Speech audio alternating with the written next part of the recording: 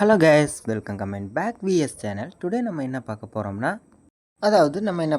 இந்த world ஸ்ட்ராங்கஸ்டான old man வந்து எப்படி ரீஇன்கார்னேஷன் ஆனார், அதில் இருக்க கதையை பற்றி தான் இன்றைக்கான கண்டென்ட்டாக நம்ம பார்க்க போகிறோம். இதோட ஃபஸ்ட்டு சாப்டரானது நான் வீடியோவில் போட்டிருக்கேன். இதோட நெக்ஸ்ட் சாப்டர் பற்றி தான் இன்றைக்கி பார்க்க போகிறோம். அதோட நம்ம சேனலுக்கு புதுசாக சப்ஸ்கிரைப் பண்ணி வச்சுங்க, லைக் பண்ணுங்கள், முடிஞ்ச ஒரு கமெண்ட் பண்ணிட்டு போயிருங்க. அப்போ தான் நான் அடுத்தடுத்து போகிற வீடியோ இன்ட்ரெஸ்ட்டாக இருக்கும். சரி, நான் ரொம்ப அலல் பேச தவிர இன்றைக்கான டேரக்டான எபிசோடுக்குள்ளே நம்ம போகலாமா? இப்போ என்னென்னா நம்மளுக்கு ஸ்டார்டிங்லே அதாவது ரிவர்ஜன் ராஜ்யம் அப்படிங்கிற ஒரு ராஜவம்சத்தை நம்மளுக்கு காட்டிக்கிருக்காங்க. அந்த கிங்டத்தை காட்டியிருக்கா. அடுத்த சீனில் நம்ம ஹீரோ வந்து நம்மளுக்கு காட்டிக்கிருக்கா. இப்போ அதாவது நம்ம ஹீரோ வந்து ஒயிட் ஹேர் கோல்டன் ஐ கொடுத்தாரு. இவர் வந்து முதல் இளவரசராக கருதலாம் அப்படின்னு சொல்லி மென்ஷன் பண்ணுறா நம்ம ஹீரோவை. அதாவது யுரேஜன் நாட்டின் இளவரசர் வந்து அறிமுகப்படுத்துவதாக இருக்கணும். அதாவது அரசாங்கத்தில் எல்லா கொள்கையும் பெற்றிருக்கணும். அதுக்கு இவர் ரொம்ப தகுதியானவர் அப்படின்னு சொல்லி சொல்லிக்கிருக்கா நம்மளுக்கு. அதாவது நம்ம இதாஸ் வந்து நம்ம ஹீரோ வந்து அடுத்த இளவரசர் வந்து தகுதியானவர் இருந்தார். எல்லா தகுதியும் அவருக்கு இருந்துச்சு. ஆனால் மக்கள் வந்து அவர் என்ன சொல்லியிருக்காங்கன்னா, இவன் வந்து அரச கொள்கையில் வந்து ஃபாலோ பண்ணுறதே இல்லை அப்படின்னு வந்து மக்கள் வந்து ஒரு சில பேர் இப்படி சொல்லிக்கிருக்காங்க. அதாவது அடுத்த சீன், அதாவது நம்ம ஹீரோக்கு வந்து வயசு வந்து 7 ஆச்சு. அதாவது வயசு 7 ஆயிடுச்சு. அப்படி இருந்து நம்ம ஹீரோக்கு வந்து உடல்நிலை குறைபாடு இருக்குது. அதாவது நம்ம ஹீரோ வயசு 7 தான். பட் அவர் வந்து முதியோர் தோற்றம் மாதிரி இருப்பாங்க. அவரோட ஸ்கின்னு எல்லாம் ஒரு 70 வயசு முதியோர் மாதிரி இருப்பாங்க நம்ம ஹீரோ. அடுத்த சீனில் இப்போ நெக்ஸ்ட் சீனில் ஒரு 3 பிரின்ஸை தான் காட்டுறான். அதில் நடுவில் இருக்கிறது நம்ம ஃபஸ்ட்டு பிரின்ஸ், அதாவது யுவாஸ் அப்படின்னு நம்ம ஃபஸ்ட்டு, அதாவது நம்ம நடு பிரின்ஸ் ஆனது யுவாஸ். அடுத்த சீனில் நம்ம பிரின்ஸை தான் காட்டியிருக்காரு. நம்ம பிரின்ஸ் ஆனவர் என்ன பண்ணியிருக்காருன்னா, அதாவது நம்ம பிரின்ஸ் வந்து இன்னும் சின்ன குழந்தையாகவே இருக்கார். இன்னும் அவனுக்கு இப்போ நாலேஜ் வரல, அவனை வந்து போய் படிக்க அனுப்பிச்சுடணும் அப்படின்னு சொல்லி நம்ம பேரரசர் வந்து சொல்லியிருப்பார். அதுக்காண்டி நம்ம பேரரசர் வந்து என்ன பண்ணியிருப்பாருன்னா, அதாவது ருவர் அப்படிங்கிற ஒரு அகாடமிக்கில் நம்ம ஹீரோ வந்து அனுப்பிச்சிருப்பார். அந்த அகாடமி தான் நெக்ஸ்ட் சீனில் நம்மளுக்கு காட்டிக்கிறதுக்காக. இந்த அகாடமியை பொறுத்த வரைக்கும் என்னென்னா, இந்த அகாடமி வந்து ஒழுக்கத்தையும் அதாவது படிப்பையும் கற்றுக்கிறதுக்காண்டி தான் இந்த அகாடமியானது உருவாக்கப்பட்டிருந்தது. அதோடு பத்தாததுக்கு மாணவர்கள் என்னென்ன ஸ்கில் இருக்கோ அதையும் அது இம்ப்ரூவ் பண்ணுறதுக்காண்டி இந்த அகாடமியானது உருவாக்கப்பட்டிருக்கு. இந்த அகாடமி எப்போயே பேரரசனால் மட்டும்தான் உருவாக்கப்பட்டது. ஏன்னா இந்த அகாடமி ஒழுக்கத்தையும் கொள்கையிலையும் கற்றுக்கிறதுக்காண்டி இந்த அகாடமியானது பேரரசர் தான் உருவாக்குனார். அடுத்த சீனில் நம்மளுக்கு யாரை காட்டினா யுனியை தான் காட்டியிருக்காங்க நமக்கு. இந்த யுனிகாரஸ் வந்து அதாவது இந்த யுனி வந்து சொல்லிக்கிருக்கா, இவன் இன்னும் சின்ன குழந்தையாக தான் இருக்கான் அப்படின்னு வந்து யுனி வந்து சொல்லிக்கிருக்காங்க. ஓ! உன்னி நீ இங்கேயும் வந்துட்டியா? நான் உன்னைய பார்க்கவே இல்லை, எதிர்பார்க்கவே இல்லை நீ இங்கே வருவேன்னு. நான் உன்னைய பார்த்தா ரொம்ப சந்தோஷமா இருக்கேன் அப்படின்னு சொல்லி நம்ம ஹீரோ வந்து சொல்லிக்கிருக்காங்க. இவன் இந்த பையனை பாருங்களேன், இவன் பையனை வலுவழுப்பான ரொம்ப தோல் தொங்கி போன மாதிரி இருக்குது. இவன் வந்து இளவரசரா அப்படின்னு சொல்லி நம்ம ஹீரோ வந்து ஒரு சில மக்கள்லாம் இப்படி பேசிக்கிருக்க. அடுத்த சீனில் நம்மளுக்கு இனிய தேடுற இவனை வந்து ஒரு சில மக்கள் வந்து ஏமாற்றிக்கிருக்கா இன்னும். அதாவது என் வாழ்க்கையில் நடந்த மாதிரி இவன் வாழ்க்கையில் இன்னும் நடக்குது அப்படின்னு சொல்லி நம்ம யுனியை வந்து சொல்லிக்கிருக்காங்க. அடுத்த சீனில் ஒரு நம்ம ஹீரோ தான் காட்டுறோம். நம்ம ஹீரோ யுனியும் பேசிக்கிறத தான் காட்டிக்கிருக்காங்க. அதாவது என்ன பேசியிருப்பான்னா, "ஓ எக்ரட் நீ ரொம்ப பாவம் பண்ணா, நீ ரொம்ப இதுவாக தான் இருக்க" அப்படின்னு சொல்லி நம்ம இனி வந்து சொல்லி விளாண்டுக்கிருக்காங்க. அடுத்த சீனில் நம்ம ஹீரோ வந்து திரும்பி நம்மளுக்கு காட்டிக்கிருக்காங்க.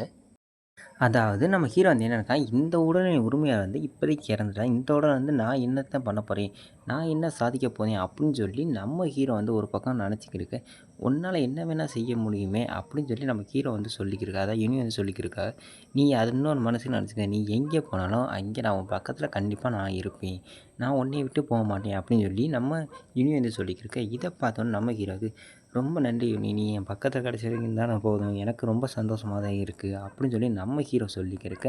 அடுத்த சீனில் என்னடான்னு பார்த்தா, தேங்க்யூ நீ அப்படின்னு சொல்லி நம்ம ஹீரோ வந்து சொல்கிற அந்த சீனை தான் நம்மளுக்கு காட்டியிருக்காங்க. இன்னும் நீ ஒரு சின்ன பையனாகவே தான் இருக்க அப்படின்னு சொல்லி ஒரு வாய்ஸ் நம்மளுக்கு கேட்குது. அது யார் வாய்ஸ்ன்னு நம்மளுக்கு இன்னும் சொல்லலை சப்டைட்டில். அடுத்த சீனில் அதாவது நம்ம ஹீரோ வந்து ஒரு இடத்துல வந்து நடந்து போயிருக்கார். நம்ம ஹீரோ பண்ணாலும் சரி ரொம்ப கத்தாத சவுண்டு போடாத அப்படின்னு சொல்லி நம்ம ஹீரோ சொல்லிக்கிருக்க. அடுத்த சீனில் நம்ம ஹீரோ இப்படியே நடந்து போய்க்கிருக்கும்போது நம்ம ஹீரோ வந்து யுனி இன்னைக்கு நான் ரொம்ப அழகாக இருக்க அப்படின்னு சொல்லி நம்ம ஹீரோ வந்து சொல்லியிருக்கேன். நம்ம யுனிக்கு இது சொன்னோன்னே நம்ம யுனிக்கு வந்து ஒரு சந்தோஷம். அதாவது என்னது நம்மளை இப்படி வந்து இவன் புகழுறானே, இவன் ரொம்ப நல்லவன் ஆகிட்டான், இப்போ கொஞ்சம் நாலேஜ் வந்துருச்சு இவனுக்கு அப்படின்னு சொல்லி நம்ம யுனி வந்து நினச்சிருக்கா. எப்படி இருந்தாலும் இதை நான் இவன் என்னை பெருமைப்படுத்தினா இருந்தாலும் இதை நான் ரகசியமாக தான் வச்சுருக்கணும் அப்படின்னு சொல்லி நம்ம யுனியன் சொல்லிக்கிருக்க. அடுத்த சீனில் இவன் பெருமைப்படுத்த நான் தன்னைத்தானே பெருமைப்படுத்துவேன், இவன் பெருமைப்படுத்தினாலும் எனக்கு கொஞ்சம் சந்தோஷமாக தான் இருக்குது அப்படின்னு சொல்லி நம்ம யுனி வந்து சொல்லிக்கிருக்காங்க.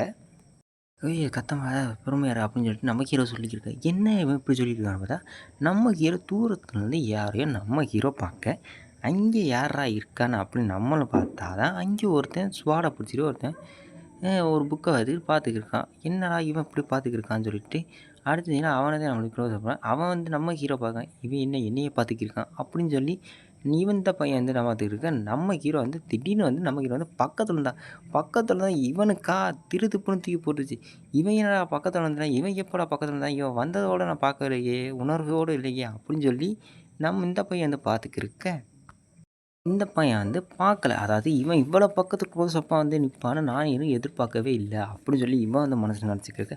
அடுத்த சீன்லயே நான் இருக்கேன். சரி எனக்கு ஒரு சந்தேகம் அப்படின்னு சொல்லி கேட்டிருக்கேன். அதான் நான் இந்த இடத்துக்கு நான் இப்போ வந்தது புதுசு தான். அதே மாரி தான் நானும் புதுசா தான்ப்பா வந்திருக்கேன் அப்படின்னு சொல்லி நம்ம ஹீரோவும் சொல்லியிருக்கான். சரி இந்த இடத்துல வந்து நீங்க ஏதோ பழிச்சுரைய போட்டிருக்கனால உங்களுக்கு நான் முதல்ல வணக்கம் வைக்கிறேன் அப்படின்னு சொல்லிட்டு நம்ம ஹீரோ வந்துக்கு வணக்கம் வைக்கிறாங்க.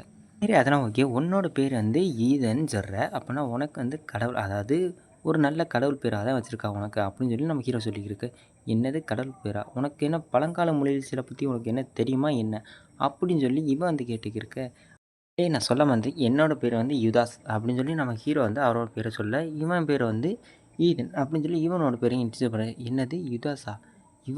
இவர் தான் இப்ப இருக்க இளவரசரா? இவர் இளவரசன்னு சொன்னா நம்பவே முடியல. இவரோட தோற்றமும் இதையும் பார்த்தா, இவர் இளவரசன்னு சொன்னா நம்ப முடியாத ஒரு காரியம் தான்.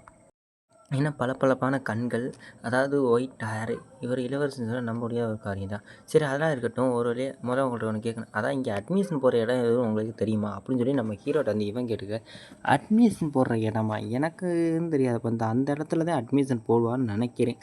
அப்படின்னு சொல்லி நம்ம ஹீரோ சொல்றாரு. சரி ஓகே. எனக்காண்டி நீங்க டைம் செலவிடுனதுக்கு ரொம்ப நன்றி அப்படின்னு சொல்லிட்டு, அந்த அட்மிஸ் போடுற இடத்த தான் காட்டுறாங்க. அந்த மாளிகைத்த நம்மளுக்கு காட்டுறாங்க. அந்த இடத்துல தான் போய் அட்மிஸ் போடணும் அப்படின்னு சொல்லி நம்ம ஹீரோ வந்து காட்டுறாங்க.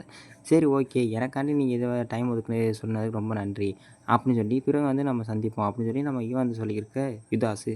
யுதாஸ் சொன்னோனே நம்ம ஹீரோ சரி ஓகே யுதாஸ் நம்ம திரும்பி இன்னொரு தடவ வந்தா சந்திப்போம் அப்படின்னு சொல்லி நம்ம ஹீரோ வந்து சொல்லியிருக்க. நம்ம யுதாஸ் இத பார்த்துட்டு கொஞ்சம் ஸ்மைல் பண்றான். அதோட நம்ம யுதாஸ் இந்த இடத்துல வந்து நம்ம கிளம்புவோம்னு சொல்லி நம்ம யுதாஸ் வந்து இந்த இடத்துல வந்து நம்ம யுதாஸ் கிளம்பி போயிருவாங்க. அடுத்த சீனில் ஒரு ஒயிட் ஹேர் பிரின்சஸ் ரூமர்ஸ் அதாவது ரோயன்ஸில் ஒயிட் ஹேர் பிரின்சஸ் அப்படின்னு சொல்லி ஒரு இதை காட்டிக்கிருக்கா. அதோட அடுத்த சீனில் அகாடமியில் இருக்கிற கிளாஸ் ரூம் தான் நம்மளுக்கு காட்டியிருக்கான். அதான் எக்கனாமிக்ஸ் கிளாஸ் அதாவது இது எக்கனாமிக் கிளாஸாக அந்த இதை ஒரு சில விஷயங்களை பற்றி இதை சொல்லுவாங்க. இது கொஞ்சம் தூரம் என்னால் நடந்து வந்ததுக்கு என்னால் இதுக்கு மேலே நடக்க முடியலையே அப்படின்னு சொல்லி நம்ம ஹீரோ வந்து ஒரு பக்கம் வந்து புலம்பிக்கிருக்க. அடுத்த சீனில் அதாவது நெக்ஸ்ட் சீனில் ஒருத்தவங்க காட்டுறான். அதாவது இவனுக்கு வந்து ஒரு நோயாளி மாதிரி இவனுக்கு வந்து முதியோர் வயசு மாதிரி இருக்கும் அப்படின்னு சொல்லி நம்ம ஹெட்மாஸ்டர் வந்து சொல்லியிருக்காரு. இதை பார்த்தோன்னா மக்கள்லாம் ஒரு சிலர் ஆச்சரியப்படுறான். இவன் ஒரு முதியோர் தோற்றம் தான் இருக்கான். இவன் பார்க்கறதுக்கு இவனோட வயசு வந்து 7 தான் அப்படின்னு சொல்லி நம்ம ஹெட்மாஸ்டர் வந்து நினச்சிக்கிருக்கேன். அடுத்த நான் கிளாஸ் ரூம் தான் நோ கிளாஸ் நீ இந்த கிளாஸ் வந்து இப்போதைக்கு நீ கிளம்பலாம் நீ இன்னும் தூங்கலை போல இருக்கு ஒழுங்கா அப்படின்னு சொல்லி நம்ம ஹீரோ சொல்லியிருக்கேன்.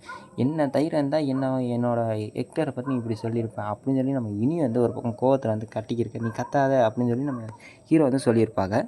இங்கே இருக்கிற இளவரசர் இல்லை என்றால் அப்புறம் இங்கே இருக்கிறது யார் அப்படின்னு சொல்லி ஒரு வாய்ஸ் நம்மளுக்கு கேட்டிருக்கேன். அடுத்த சீனில் நம்மளுக்கு ஒரு கேரக்டர் தான் காட்டியிருக்கா. இவனோட சீனில் நம்ம வந்து விளையாட்டு மையத்தை கிளாஸ் முடிஞ்ச போது நம்ம சந்திப்போம். அதான் நம்ம சந்தித்து ஒருத்தர் பேர் வந்து நல்லா இன்ட்ரடியூஸ் பண்ணி கூட்டியிருப்போம் அப்படின்னு சொல்லி நம்ம ஹீரோ வந்து இவன் வந்து சொல்லியிருக்கான்.